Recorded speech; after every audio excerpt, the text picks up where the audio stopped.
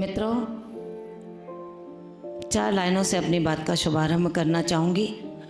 जिस चीज़ को हम सुनते हैं, जिसके द्वारा सुनते हैं और जिस निमित्त से सुनते हैं, व्यक्ति को बोलना आता है।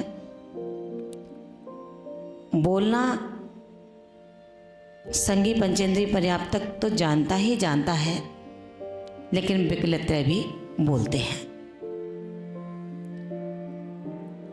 बोलने का तरीका हर किसी का अलग अलग होता है। शैली में भिन्नता है, कथन करने के शब्द वही हैं। उससे पता लगता है कि हम किस व्यक्तित्व के साथ में बैठे हैं। आज चर्चा में वही करना चाहूँगी कि ये सब चीज़ हमें मिली कहाँ से। पूरे आगरा के अंदर क्या मनोज जी के अलावा कोई दूसरा एंकर नहीं हो सकता? विचार करना, ढूंढो, मिल सकता है। ये वैभव सिर्फ उसको मिलेगा जिसने कथनकारों के कथनांश को कभी दिल में उतारने का प्रयास किया होगा। ये वैभव सिर्फ उसको मिलेगा जिसने उस कथनकार को झुकने का पुरुषार्थ किया होगा। अकड़ फर्श पर तो चिपकाती है, लेकिन अर्श तक नहीं ले जाती। और विनम्रता फर्श से अर्श तक का कद सहजता से बढ़ा देती है। अहंकार की चोटें मेरे जीवन को सर्वस्व नाश की ओर ले जाती हैं, और विनम्रता की जितनी भी शैली हैं वो प्रारंभ में ऐसा लगता है कि मूर्ख व्यक्ति है, कुछ नहीं जानता। सरल व्यक्ति बुद्धिमान जैसा नहीं लगता। लेकिन ध्यान रखना, पैकिंग अच्छी है, हम उस पर रीझते हैं। माल क्वालिटी कैसी है उसका विवेक नहीं रखते। विवेकी जन पैकिंग पर नहीं रीझते। चिकना शरीर, गोरा शरीर शुक्ल रेशाओं से प्रतिबंधित नहीं होता, लेकिन धवल भाव शुक्ल वर्णीय परिणाम शुक्ल रेशाओं को आराधित कर लेते हैं। मित्रों, कृष्ण देही मोक्ष का उपाय नहीं है, ये अज्ञानी की दृष्टि है। लेकिन कृष्ण भाभी ऊंचे ऊंचे कितनी भी बातें कर ले, कभी भी गुणस्थान की श्रेणी को प्राप्त नहीं हो सकता है। आचार्य सिद्धांत चक्र नेमिचंद स्वामी ने कहा है, चंडो न मुंचई वैरम भंडन सीनो न धम्म धैर्यो जुट्ठो न एद बसम लक्षण मेयम तु किरणस। कृष्ण लेस्या के परिणाम किस प्रकार के होते हैं किसी से पूछना नहीं है कि मेरी कौन सी लेस्या है, मैं शुक्ल लेस्या वाला हूँ या नहीं हूँ, पूछना नहीं है। शरीर का जब टेम्परेचर होता है तो क्या करते हैं मनोज भैया? डॉक्टर ने कहा हर घंटे का टेम्परेचर बताओ मुझे, तो अपन क्या करेंगे? थर्मामीटर लगाएंगे। सहज सी बात है ना। लेकिन किसके लगाएंगे?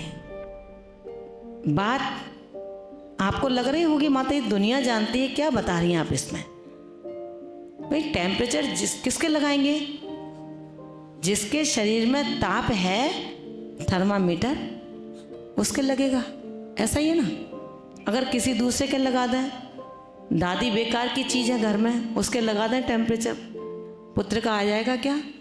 नहीं आएगा। आचार्य भगवंत कहते हैं, परिणामों से अपने स्वभाव की गति को जानो।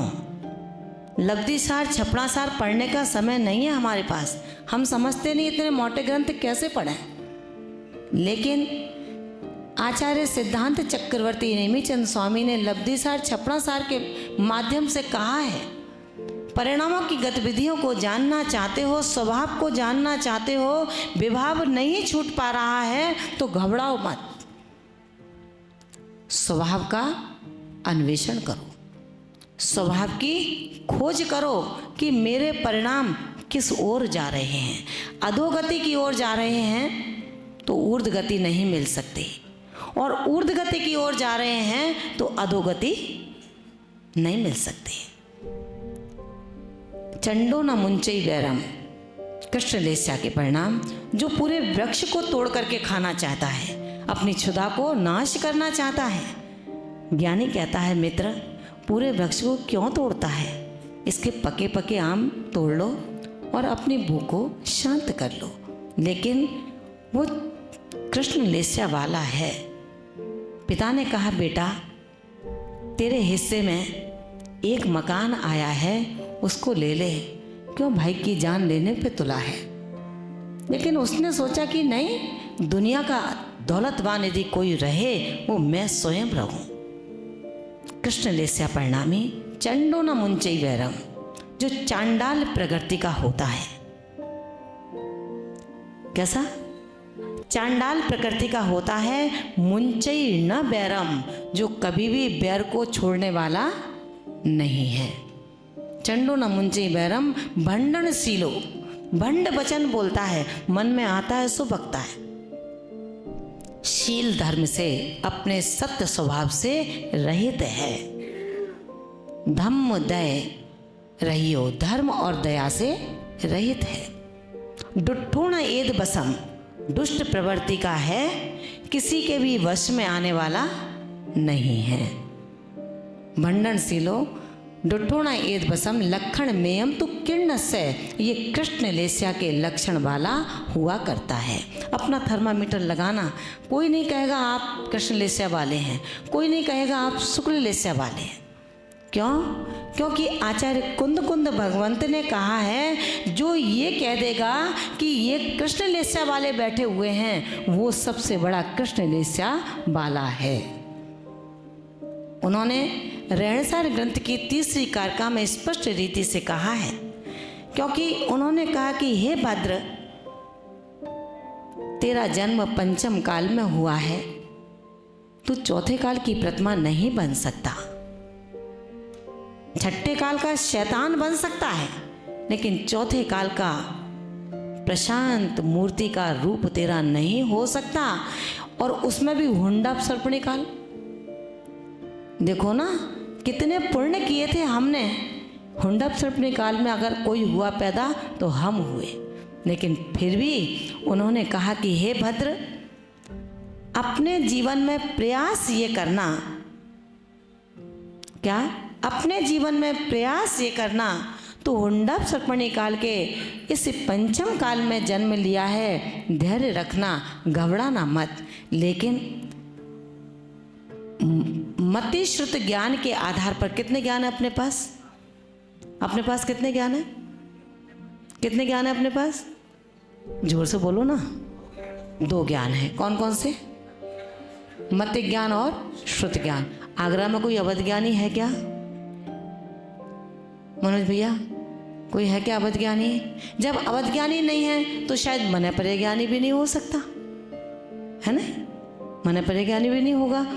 पंचम काल के इस हुंडा सर्पणी काल के अंतर्गत कुंद कुंद स्वामी के रहणसार ग्रंथ की तृतीय कारिका के माध्यम से उन्होंने संबोधित किया है कि हे मोक्ष मार्गी, अपने आप को संभालने का पुरुषार्थ करना, किसी के बहकावे में मत आ जाना। आँखों से देखा हुआ दृश्य भी असत्य हो जाता है, तो कानों का सुना हुआ सत्य कैसे हो सकता है? विचार करना। उन्होंने कहा मधुसूदनाण बलेड़दु सच्छदम बोल दे जिणु दिठम, जो सो होत कुदट्ठी ना होत जिण मग्ग लग रवो। मति ज्ञान श्रुति ज्ञान के बल पर जो स्वच्छंद होकर के बोलता है, वो उसी समय से कुदृष्टि मिथ्या दृष्टि हो जाया करता है। ये शब्द जिनेंद्र भगवान के मार्ग पर लगे हुए किसी भी भक्त के नहीं हो सकते हैं। अब ध्यान रखना है। थर्मामीटर रखा है अपने पास, सबके पास है क्या? किस किस के पास है? हाथ ऊंचे करना जरा। हैं? थर्मामीटर है क्या? कौन से मेडिकल से लाए थे? हैं? आगरा है, महानगर है ये भी, मेडिकल से लाए थे क्या? हैं? परिणामों का थर्मामीटर ये किसी मेडिकल पर उपलब्ध नहीं होगा। ये परिणामों का मेडिकल थर्मामीटर मुझे अपने भाव में लगाना होगा, तब जाकर के वो तुम्हारे स्वभाव का टेम्परेचर क्या है वो ये बताएगा। हम अकड़ से चलते हैं, मंदिर में आए हैं तो सब आईना देख करके आए होंगे। महिलाओं में तो ये खूबसूरती है ही, लेकिन फिर भी आदत है 2-4 बार जब तक दर्पण ना देख लें तब तक भगवान का दर्शन होता ही नहीं है। आचार्य भगवंत कहते हैं कि हे चेतन, तू स्वभावगत परिणामों से अगर निरंतर आगे बढ़ता रहा तो तेरा चेतन द्रव्य जो कभी नाश होने वाला नहीं है, ध्रुव है, अविनाशी है, अव्यय है, कभी ये व्यय होने वाला नहीं है। इसको संभाल। अपन कहाँ से आए हैं कोई बता सकते हो क्या? हैं? कहीं से आए तो होंगे ना। अभी निगोद से हो सकता है नहीं आए हों। अभी अपन किसी पिता के पुत्र हों, किसी माँ के बेटे हों, किसी भाई के भाई हों, ऐसा भी हो सकता है, क्योंकि इतनी पर्यायों का परिणमन मेरे चेतन ने कर चुका है कि हमारे इन पर्यायों के संबंधों को यदि हम जोड़ें तो शायद ये मध्य लोक भी छोटा पड़ जाएगा। आज हम यहाँ बैठे हैं, हमारे जितने वर्ष जन्म के हुए हैं, 20 वर्ष, 25 वर्ष, 50 वर्ष, 60 वर्ष, 70 वर्ष, वहाँ पर आपकी पुण्यतिथि मनाई जा रही है। आज मेरे पिता को गए 70 वर्ष पूरे हो गए और यहाँ पर हम 70 वर्ष के हो गए। ये जिंदगी के 70 वर्ष का समय नष्ट हो गया, इसके लिए मोमबत्ती को बुझा रहे हैं। समझदारी का काम कर रहे हैं कि बुझा देते हैं, समझ जाते हैं कि इतने दिन हमारे गए। आचार्यों ने कहा है अपने आप को सरलता में परिणत करो। सरलता में, विनम्रता में, सहजता में जो धर्म को समझेगा। कल मैंने कहा था धर्म है क्या, आज भी उसी व्याख्या को आगे बढ़ाऊंगी उन शब्दों के साथ। बल में बालक हूं किस लायक, बल में बालक हूं किस लायक, बोध कहाँ मुझ में स्वामी। समझ रहे ना भाषा? बल में बालक हूं किस लायक, बोध कहाँ मुझ में स्वामी। तब गुण गण की स्तुति करने से पूर्ण बनूं तुम सा नामी। गिर से गिरती सरिता पहले, गिर से गिरती सरिता पहले पतली सी चलती है।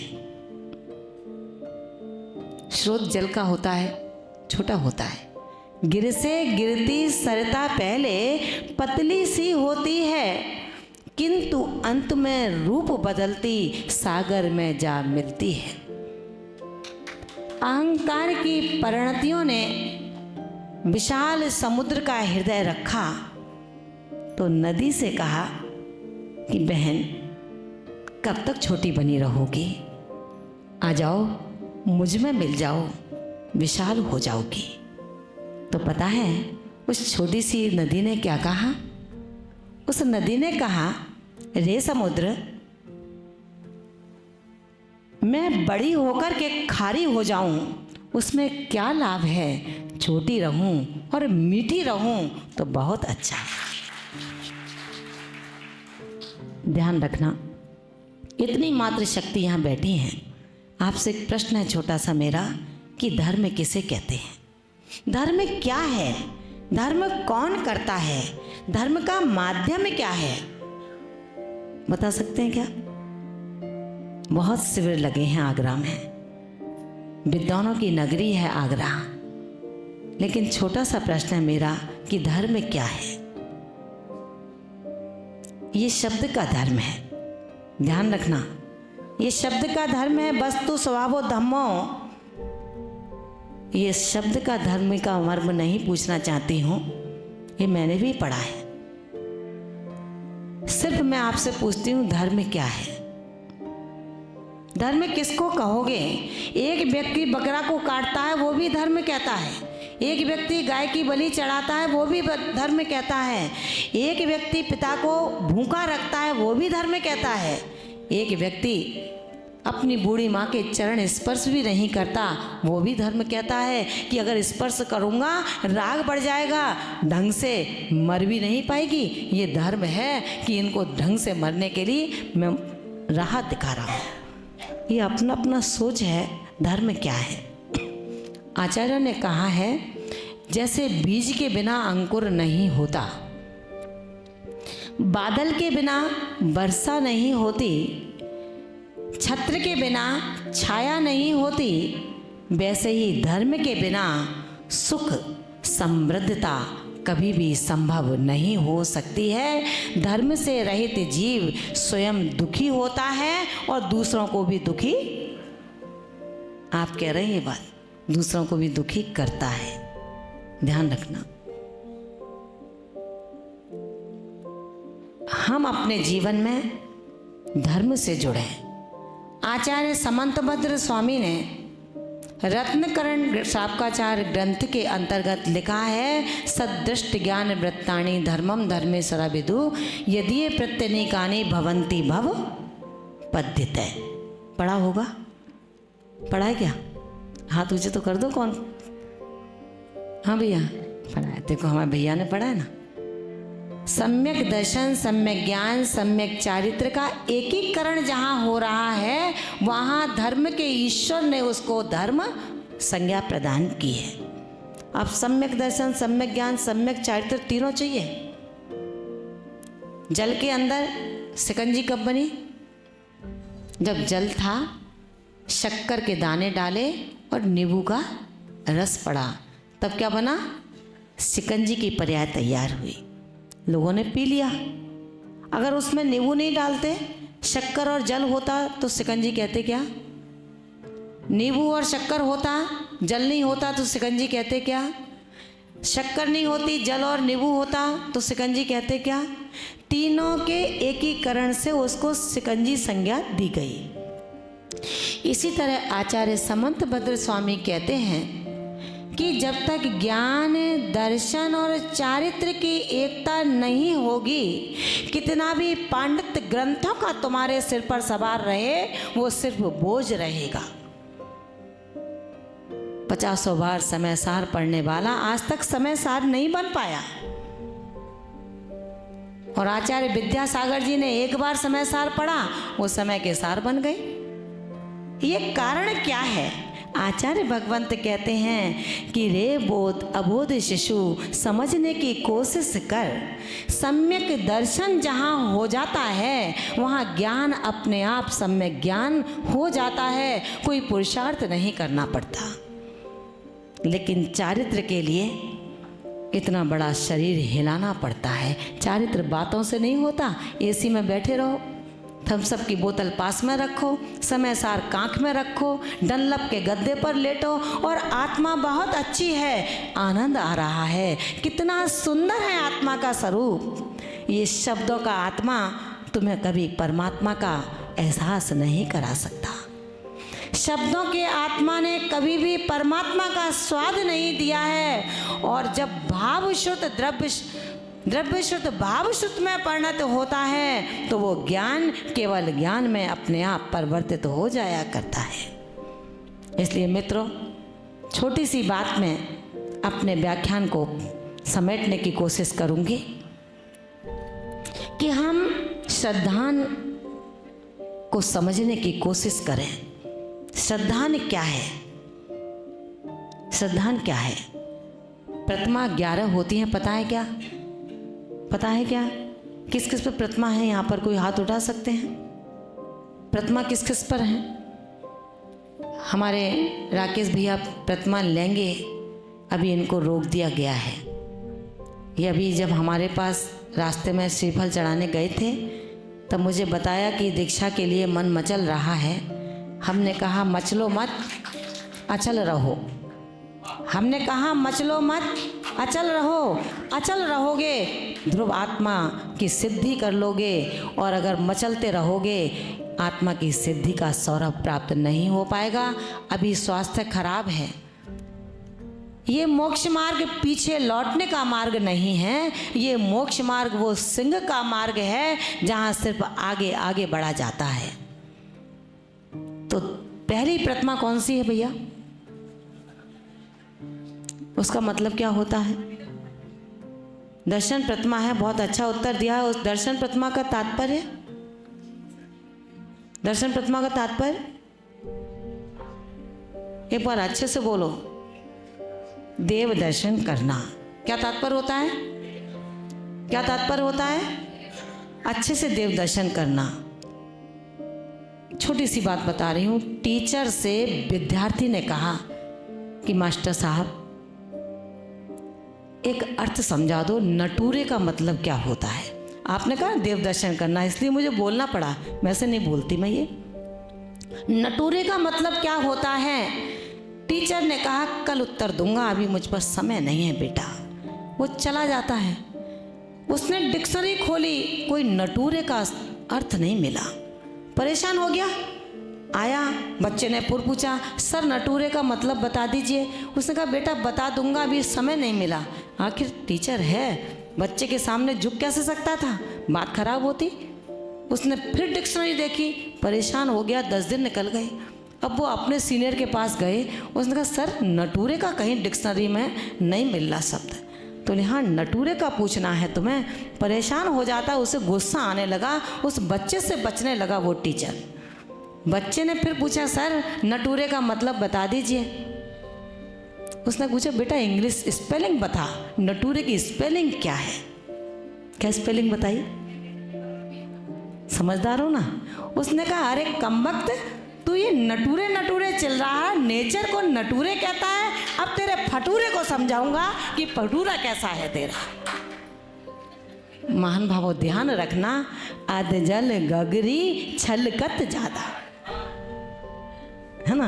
अध जल गगरी अपन ने थोड़ा पढ़ा है, और पढ़ा क्या है? पहली क्लास में गए नहीं, दूसरे में गए नहीं, तीसरे में गए नहीं, सीए करेंगे हम तो सीधा, है समय सार पढ़ेंगे। अरे शेर का भोजन है, पचाने की ताकत है क्या अपने अंदर? सोचना। दर्शन प्रतिमा का मतलब है दर्शन करना, आपके शब्दों में, हमारे शब्दों में नहीं है, और हमारे में नहीं, तीर्थंकर महावीर के शब्दों में। दर्शन प्रतिमा का तात्पर्य आचार्य समंत भद्र स्वामी ने रत्नकरण श्रावकाचार्य ग्रंथ के 7वें अध्याय की 2य कारिका में लिखा, सम्यक दर्शन शुद्धा संसार शरीर भोग निर्विणा पंचगुरु चरण शरणों दार्शनिक तत्व पतिगृहा। जो सम्यक दर्शन से शुद्ध है, संसार शरीर भोगों से रहित है, पंचगुरु की शरण को प्राप्त है, वो सम्यक दर्शन प्रतिमा का अधिकारी है। अब कभी मत कहना कि दर्शन करना दर्शन प्रतिमा है। अब कभी मत कहना। देव दर्शन तो आपके जैनत्व के चिन्हों में आता है, लेकिन जब दर्जा बढ़ता है श्रावक का, तो पहले दर्जे का पहला द्वार है सम्यक दर्शन। अब सम्यक दर्शन क्या है?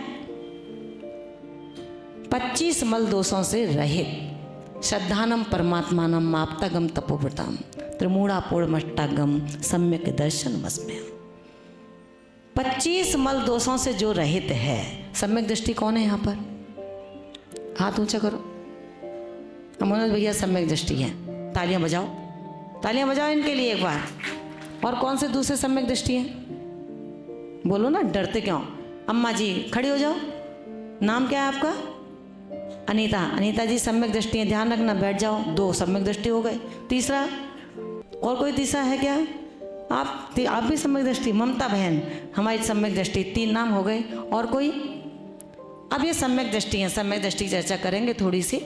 सम्यक दृष्टि का मतलब है 25 मल दोषों से रहित पना, है ना? सम्यक दर्शन शुद्धा। सम्यक दर्शन के 25 मल दोष कौन से हैं? 8 शंकादि दोष। 8 शंकादि दोष, कांक्षा, शंका, कांक्षा, विचिकित्सा, मूढ़ दृष्टि, अमूढ़ दृष्टि नहीं, मूढ़ दृष्टि, अनुपगुहन, अस्थितीकरण, अबात्सल, अप्रभावना, ये 8 दोष हैं राकेश भैया, है ना। 8 मद, ज्ञानम, पूजा, कुलम, जाति, बलम, वृद्धिम, तपोवृत्ति, अष्टवासित मानितम, इसमें माहुर गतस्मया, है ना। 8 मद, 6 अनायतन और 3 मूर्ता। 6 अनायतन कौन से? कुगुरु कुदेव कुब्रस सेवक की नहीं प्रशंस उचरे हैं, जिन मुने जिन सुत जिन कुग्रादिक तिन्ह न नमन करे। दौलत राम जी ने कहा ना, आप लोग पढ़ते हो इसलिए बात आपसे कर रही हूँ, नहीं तो मैं भी आपको एक कहानी सुना के चली जाती, कोई दिक्कत नहीं थी मुझे, है ना। कुगुरु कुदेव कुब्रस सेवक की, जो मन से, वचन से, काय से अनुशंसा प्रशंसा नहीं करते हैं वो उनका गुण है, और जो करते हैं वो उनका दोष है। इन 25 मल दोषों से जो रहित है। शंका, शंका अपने अंदर क्या हुई? अगवानी करें या ना करें। ध्यान रखना, शहर में आपके यहाँ पर मोक्ष मार्गी आए, अब मैं अगवानी जाऊं नहीं जाऊं, मनोज भैया ने एक वायरल कर दिया है मैसेज, भैया सब लोग पधारो, जो हुआ है उसको सुधारो, आगे कुछ ऐसा ना हो इस पर विचारो। तमाम प्रश्न किया, अब मैं जाऊं या ना जाऊं, ये शंका। अरे माता जी हैं, इनकी पूजा करें ना करें, एक कहते हैं करो, एक कहते हैं ना करो, क्या करना चाहिए मुझे? आचार्य समंत भद्र स्वामी कहते हैं, इदमे वे दृश्य वे तत्व नान्य चाने था, इत कंपाय सांबोबत सन्मार्गे संशया रुचि। आचार्य तीर्थंकर महावीर स्वामी ने जो कहा है, जिस प्रकार कहा है, वो इस ही प्रकार है, अन्य प्रकार अन्यथा रूप कभी नहीं हो सकता है। इतनी जिसकी अकाट्य श्रद्धा है, तलवार के धार की तरह तलवार के टुकड़े टुकड़े हो जाएंगे, लेकिन उसके पैनापन टुकड़े टुकड़े होने के बावजूद भी कभी नष्ट नहीं होता है। समझ में आया? शासनाधिपति था, शासन करता था, बातों में आ गया कि जैन धर्म में क्या है, नग्न दिग साधु रहते हैं, खाने को कुछ है नहीं, पहनने को कुछ है नहीं, मलिन शरीर के साथ इत्र यत्र घूमते हैं, कोई रोटी दे देता है तो खा लेते हैं। बौद्ध गुरुओं का ये समाचार था बिंबसार श्रेणिक के लिए। बड़े बड़े लोगों को पकड़ते हैं ना, श्रेणिक है इसे पकड़ लो, ये अपने हाथ में है तो पूरी राजगृही अपनी है ना। चेला ने कहा, स्वामी आप किस संगति में फंस गए हो? जैन धर्म के अलावा सर्वोपरि दुनिया में कोई दूसरा धर्म हो ही नहीं सकता है। श्रेणिक ने कहा, कैसी बातें करती हो, मेरे गुरु अंतर्यामी हैं, पतितों के स्वामी हैं। समझदार चेलना, अकाट्य श्रद्धानी थी, उसने कहा, स्वामी आज आपके गुरुओं को भोजन कराना चाहती हूँ। खुश हो गया बौद्ध धर्मावलंबी श्रेणिक। उसने कहा, चलो लाइन पर आ रही है, थोड़ी थोड़ी सुधर जाएगी, जैन धर्म छोड़ देगी और बौद्ध धर्म को स्वीकार कर लेगी। सरलता को मूर्खता समझा गया, है ना। बौद्ध धर्म को नमस्कार करके श्रेणिक गुरुओं को निमंत्रण देकर आ गए। गुरु आ गए, भोजन हो गया, जाने लगे, चप्पल जूते ढूंढे, नहीं मिले तो श्रेणिक ने चेला से पूछा कि रानी मेरे गुरुओं के चप्पल जूते कहाँ हैं? क्या उत्तर दिया कि स्वामी आपके गुरु तो अंतर्यामी होते हैं, पूछ लो ना उनसे, उनके चप्पल जूते कहाँ पर हैं? हैं? क्या कहा? उनसे ही पूछो ना, कुछ हो तो बताया जाए। डमरू लेकर बजाने से कोई जादू थोड़ी होता है ना। तो उन्होंने क्या कहा, तुमने मेरे गुरु के चप्पल जूते कहाँ कर दिए? उसने कहा महाराज आपके गुरु अंतर्यामी हैं, घट घट के स्वामी हैं, उनसे पूछो, उनके चप्पल जूते उनके खाद्य पदार्थों में ही मिला करके उनके भोजन का ग्रास बना दिए गए हैं। चिढ़ जाते हैं बौद्ध गुरु, चले जाते हैं अपने स्थान पर। श्रेणिक का प्रतिशोध जग जाता है, कैसे बदला लूं अपने गुरुओं का, इसने मेरे गुरुओं का अपमान किया है। ध्यान रखना मित्रों, गुरुओं का अपमान तो जब होता है गुरु सत्यांश हों और हम अवर्णवादी हों। जो अवर्णवाद करता है वो अपमान करता है, जो सत्य कहता है वो अपमान कभी नहीं हो सकता है। हमारा दिगंबरत्व अवर्णवाद से बहुत दूर है। फिर भी कोई अगर अवर्णवाद करता है तो आचार्य उमा स्वामी भगवंत ने कहा है, ध्यान रखना मित्रों, देव शास्त्र गुरु के प्रति जो दोष उनके भीतर नहीं है, उन दोषों को तुमने अपने शब्दों से कहा तो आप 70 कोड़ा कोड़ी सागर की स्थिति का प्रबंध करोगे, अनुबंध करोगे, क्योंकि केवल श्रुत संग धर्म देवा वर्णवादो दर्शन मोहस्य। दर्शन मोहनी का 70 कोड़ा कोड़ी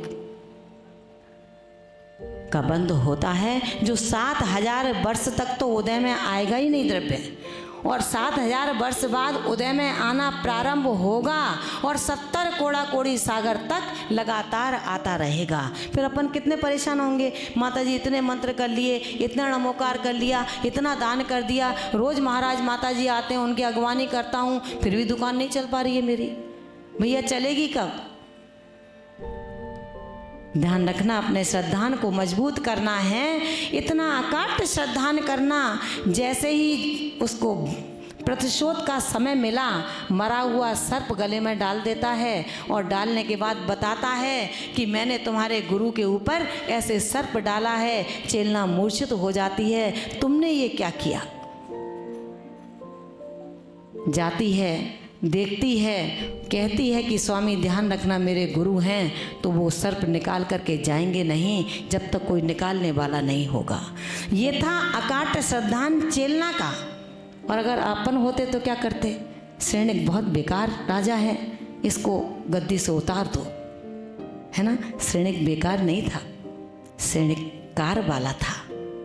वही श्रेणिक था जिसने अपनी धर्म पत्नी चेलना के सन्मार्ग से श्रद्धा को बढ़ाया। जैसे ही वो वन प्रांतारों में गया, मुनिराज को यथावस्थित देखा, चींटियों के शरीर से शरीर सुजा दिया गया है। देखता है मुनिराज के गले से सर्प निकालती है चेलना, चींटियों को हटाती है, तेल मर्दन करवाती है श्रेणिक से, और जब उपसर्ग टला हुआ जानते हैं, आँखों को उन्मिलित करते हैं। और जैसे ही चेलना ने नमस्कार किया, राजा श्रेणिक ने नमस्कार किया, दोनों को धर्म वृद्धि शुभ आशीर्वाद दे देते हैं।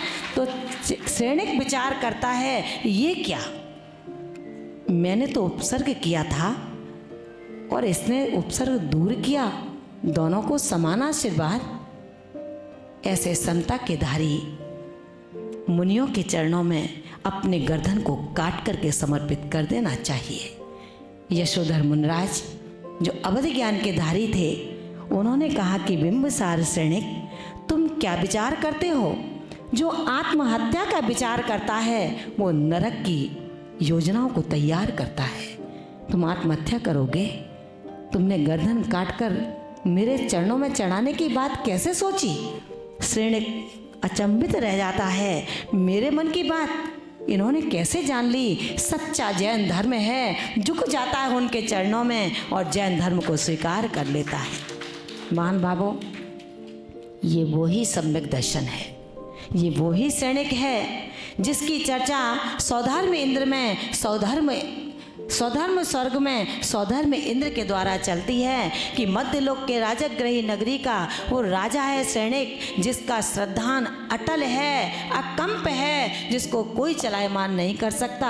हम जैसे शैतान किस्म के दो देव उसकी परीक्षा करने धरती पर उतर आते हैं और बैठ जाते हैं राजा श्रेणिक के उस राह पर जहाँ से राज मंदिर से राज दरबार की ओर जाता था। सरोवर के किनारे मुनि पीछी में कमंडल में मछलियां भरते हैं। श्रेणिक ने देखा दिगंबर मुनि सरोवर के किनारे कमंडल में मछली नमोस्तुक निवेदित करते हैं और कहते हैं महाराज ये क्या कर रहे हो। यह दिगंबर मुद्रा के प्रति एक श्रद्धा। अब कौन कौन सम्यक दृष्टि हैं जरा विचार करना। ये मोबाइल हमारे सम्यक का नाश करने वाले हैं। हम अपने उस मोबाइल पर उस फोटो को वायरल करते हैं ताकि समूचे विश्व को पता लगे कि मेरे गुरु ऐसे हैं। सम्यक दृष्टि कहता है कि रुको रुको, ये चोर नहीं है, छत्र मैंने मंगाया है। ये सम्यक दृष्टि है, ये चोर नहीं है, छत्र मैंने मंगाया है। सारे सिपाही चले जाते हैं, कमरे में बंद करते हैं। जिनेंद्र भक्त सेठ कहते हैं, हे छुल्लक जी, कौन शरण देगा छुल्लकों को अगर तुम ऐसा कर्म करोगे तो। और हम होते तो क्या करते, चौराहे पर खड़ा कर देते, पहनो, अभी कपड़े पहनने पड़ेंगे, बैठो गाड़ी में, हो जाओ रवाना यहाँ से। हम सम्यक दृष्टि कैसे हैं विचार करना महान भावों। अपने अंदर सरलता, सहिष्णुता और कर्मण्यता सत्यांश समीचीन रूप में रहे। हम अकर्मण्य ना बने। हम स्वानुभूति की अनुभव ना कर सके तो कोई बात नहीं है, लेकिन जिन्होंने स्वानुभूति को पहचानने का बाना पहना है उसकी सुरक्षा जरूर करें। गूंगे से अंधों से पथ की पहचान मत पूछो, गूंगे से सरगम की तान मत पूछो। स्वात्मान भूति योगियों के गम्य है, गृहस्थों से उनकी बात मत पूछो। हम अपने आप में सम्यक दृष्टि बनने का प्रयास करें। सम्यक दर्शन, सम्यक ज्ञान और सम्यक चारित्र जिन्होंने ग्रंथों को पढ़ा है, ग्रंथी न खोल पाए, वो कैसे ग्रंथकार हैं। ग्रंथी जब खुलेगी जब प्रैक्टिकल रूम में हम जाएंगे। थ्योरी में पेपर नंबर कम मिलते हैं, लेकिन प्रैक्टिकल में पूरे नंबर मिलते हैं। तो हर विद्यार्थी प्रैक्टिकल पर पूरा ध्यान देता है ना। तो चारित्र प्रैक्टिकल है। फैकल्टीज हमारे शरीर के अंदर उतनी ही हैं, हमें भी सम्यक दर्शन, सम्यक चारित्र की ओर प्रेरित करती हैं। हमारे हृदय के अंदर अगर श्रद्धा है तो सम्यक दर्शन मेरे अंदर है। मेरे मन के अंदर, मस्तिष्क के अंदर ज्ञान समीचीन है तो सम्यक ज्ञानी हूँ मैं। और मेरे चरणों के अंदर, हाथों के अंदर, वचनों के अंदर यदि सदाचार है, सत्यता है तो सम्यक चरण मेरे द्वारा संभव होगा। इसलिए महान भावों, हम अपने जीवन में सम्यक दर्शन, सम्यक ज्ञान, सम्यक चारित्र की उपादेयता को प्राप्त करने की कोशिश करें। मात्र सम्यक दर्शन और सम्यक ज्ञान पर अटक गए तो हम पंगु के पंगु रहेंगे, पूर्ण ना हो सकेंगे। इसलिए हम सर्वांग को धारण करें तो सुंदर कहलाएंगे। एक भी अंग कम होगा तो हम सुंदर नहीं कहलाएंगे। सम्यक दर्शन का एक भी अंग मेरे अंदर नहीं हुआ तो मैं सम्यक दृष्टि नहीं बन सकता। उपगूहन करना हमारा कर्तव्य है, इस स्थितिकरण करना हमारा कर्तव्य है। यदि कोई रत्नत्र से च्युत हो रहा है, हम उसको स्थितिकरण करें। किसी ने कोई गलती कर भी दी है, उसको ढकें, फटे को फाड़े नहीं। सिए को फाड़ना तो बुद्धिमानी है ही नहीं, और जो फटा हुआ उसको फाड़ने में लगे तो हमारी बुद्धिमानी नहीं होगी। इसलिए मित्रों, अपने जीवन में आप बहुत अच्छे हैं और अच्छे होने की कोशिश करो तो निश्चित रूप से मैं अपने स्वभाव धर्म को प्राप्त हो पाऊंगा। क्योंकि चेतन कभी मर नहीं रहा और पुद्गल कभी जी नहीं रहा। इसलिए केवल एक लाइन के साथ अपनी बात को समाप्त करूंगी।